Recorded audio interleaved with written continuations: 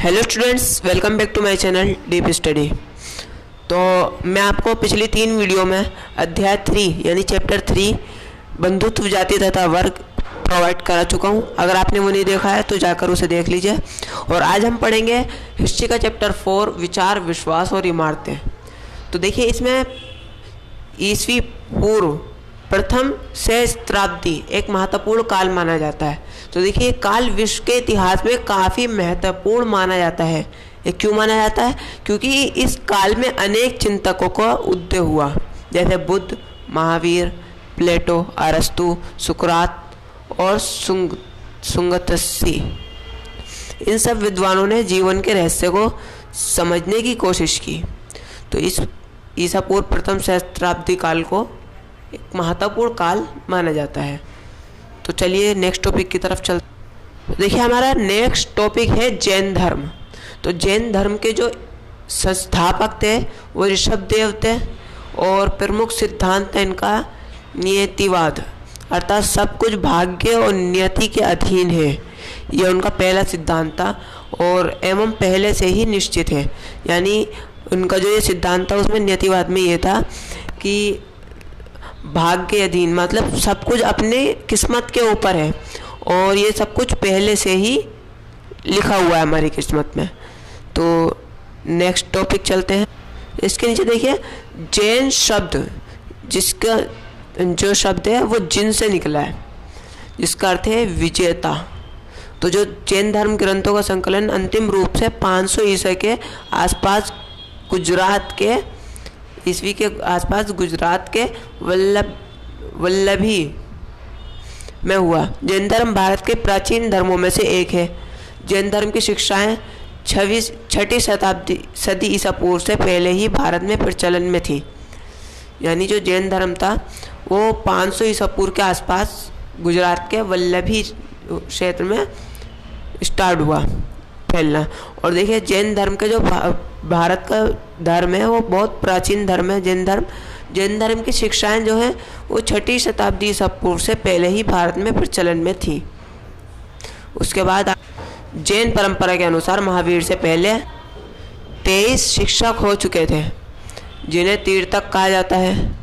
यह था जो जैन धर्म थे उनके परंपरा के अनुसार जो थे, महावीर से भी पहले 23 शिक्षक रह चुके थे जैन धर्म के।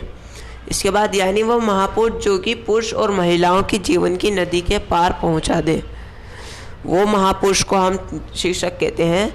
जो पुरुषों को और महिलाओं को जीवन की नदी के पार पहुंचा दे, मतलब उन्हें सही रास्ता दिखाए, उसे शिक्षक बोलते थे।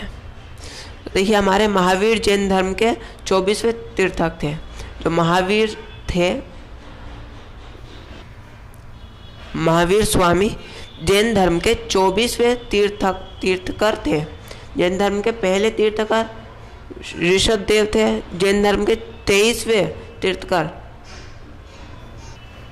पार्श्वनाथ जी थे। तो देखिए तीर्थकर। अब हम इसके बाद पढ़ेंगे तीर्थकर के बारे। तो देखिए, तीर्थकर शब्द का जो शब्द है वो अर्थ संसार से पार होने के लिए घाट या तीर्थ का निर्माण करने वाला। इसका अर्थ है कि जो संसार है या घाट, उसे पार करके हम सीधे रास्ते पर, सही रास्ते पर जाएं, उसे हमें सही पहुंचाने वाले को कहते हैं तीर्थकर। उसके बाद आता है प्रथम तीर्थकर। देखिए, प्रथम तीर्थकर जो थे हमारे वो ऋषभदेव थे, जिन्हें इस धर्म का संस्थापक माना गया है। यानी जैन धर्म का संस्थापक ऋषभदेव को माना जाता है। ये अयोध्या के इक्ष्वाकु राजवंश से संबंधित में इनका प्रतीक चिन्ह ऋषभ हिंदू पुराणों के में नारायण का अवतार माना गया है, जो इनका चिन्ह है। उसके बाद ऋषभदेव का पहली बार उल्लेख ऋषभदेव से मिलता है। ऋषभदेव का पहली बार का उल्लेख जो है ऋषभदेव से मिलता है। वेद से, जो इनकी ऋषभ वेद है उससे इनका उल्लेख मिलता है। इसके बाद देखते हैं क्या है दूसरे तीर्थकर। दूसरे तीर्थकर थे इसके अजीतनाथ। पहली बार इनका उल्लेख यजुर्वेद से मिला। और 19वें तीर्थक थे जो इसके बीच के तीर्थक है, उनके बारे में भी शायद पता ना चला हूँ, मगर जो मालीनाथ, नेमिनाथ नाम के जो थे जो कि वसुदेव कृष्ण के समकालीन भी थे। ये थे 19वें तीर्थकर। लेकिन अभी तक 22 तीर्थकरों की ऐतिहासिक व प्रमाणिकता की स्वीकार नहीं किया गया है। ऐतिहासिक और प्रमाणिकता को स्वीकार नहीं किया गया है क्योंकि अभी तक उनके बारे में ज़्यादा जानकारी प्राप्त नहीं हुई है।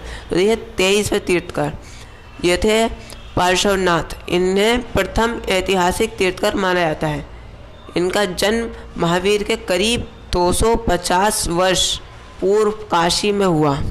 इनके पिता का नाम था अशफ सेन, इनकी माता का नाम था वामा, और गृह त्याग यानी इन्होंने जब गृह त्याग किया उस टाइम इनकी थी उम्र 30 वर्ष। वास्तविक ज्ञान की प्राप्ति थी इन्हें 24वें दिन इन्हें प्राप्ति हुई वास्तविक ज्ञान की 84वें दिन। और इनका प्रतीक चिन्ह जो था वो था सर्प का साप यानी साप।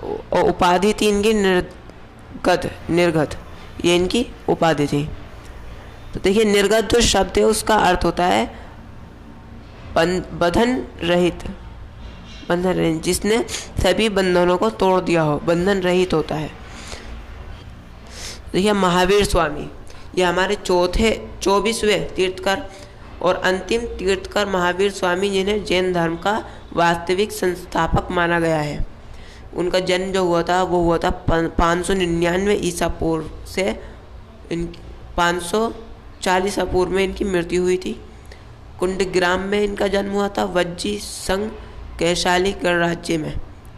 ठीक है, इसके बाद हमारा इनके जो महावीर स्वामी थे उनके पिता का क्या नाम था, तो इनके पिता का नाम था सिद्धार्थ और इनकी माता का जो नाम था वो था त्रिशला, जो लिच्छवी शासन चेतक की बहन थी। ठीक है, उसके बाद कुल ज्ञात कुल थे इनके सिद्धार्थ गिर्त कुल के प्रधान थे, जो इनके कुल थे।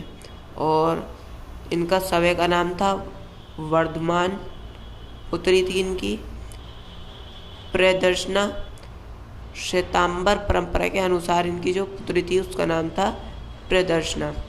इसके बाद ज्ञान प्राप्ति जो हुई इन्हें बाद वैशाल शुक्ल दशमी को ऋषि जुबालुका नदी के किनारे साल वृक्ष के नीचे भगवान महावीर को कैवल्य ज्ञान की प्राप्ति हुई थी। और इनकी जो उपाधि थी वो थी जिन। इसका वो अर्थ होता है इंद्रियों का विजेता, आँखों का विजेता। प्रथम उपदेश था इनका, प्रथम उपदेश जो था कहाँ दिया था इन्होंने, वो था विपुलाचक पहाड़ी राजगृह के मैदपुर में। उसके बाद प्रथम शिष्य जमाली महावीर का दामाद, और इनका जो प्रथम शिष्या यानी छात्रा थी एक माना जाए तो वो थी जमाली नहीं चंदना चंपन रेश अंगन रेश की पुत्री। और उपदेश की भाषा जो थी इनकी प्राकृत थी। अनुयायी शासक बिंबिसार थे इनके, अजातशत्रु और उदयीन चंद्रगुप्त मौर्य अमोद वंश इनका जो था अमोद वंश के राजा इनके अनुयायी थे। और दक्षिण के अनुयायी वंश थे इनके गंगवंश, राष्ट्रकूट वंश, कद्व वंश, चालुक्य वंश। महावीर के अन्य नाम जो थे वो थे 3 नाम, वीर, अतिवीर, सन्मति। महावीर का प्रतीक चिन्ह जो था वो था सिंह यानी शेर। तो देखिए इनकी 72 वर्ष की आयु में पावा विहार महावीर स्वामी का निवारण हो गया, यानी निधन हो गया 72 वर्ष की आयु में इनका।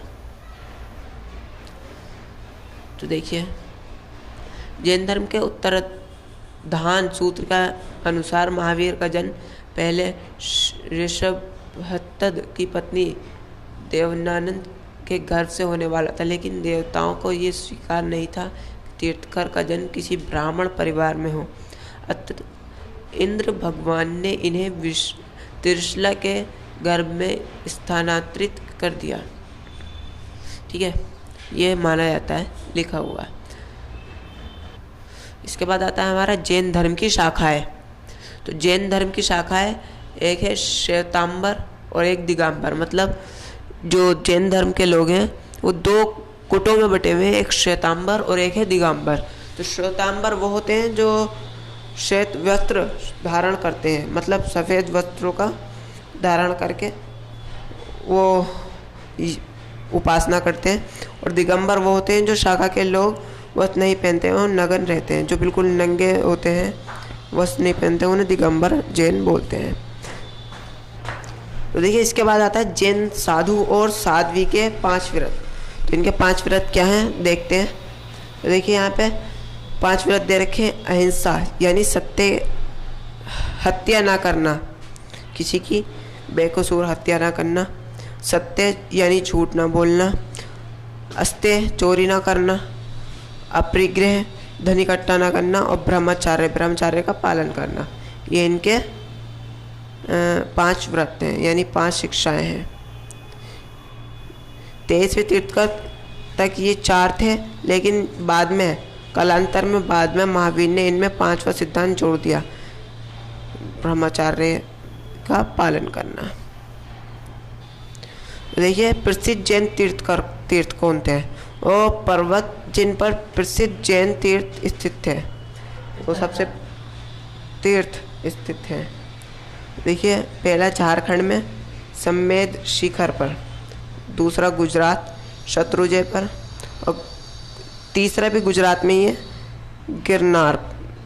तो आज के लिए बस इतना ही। अगर आपको हमारी वीडियो अच्छी लगी हो तो लाइक करें, और अगर आप हमारे चैनल पर नए हैं तो सब्सक्राइब करें और शेयर करना ना भूलें, और बेल आइकन ज़रूर दबा दें ताकि हमारी आने वाली न्यू वीडियो आपको सबसे पहले मिले। तब तक के लिए गुड बाय।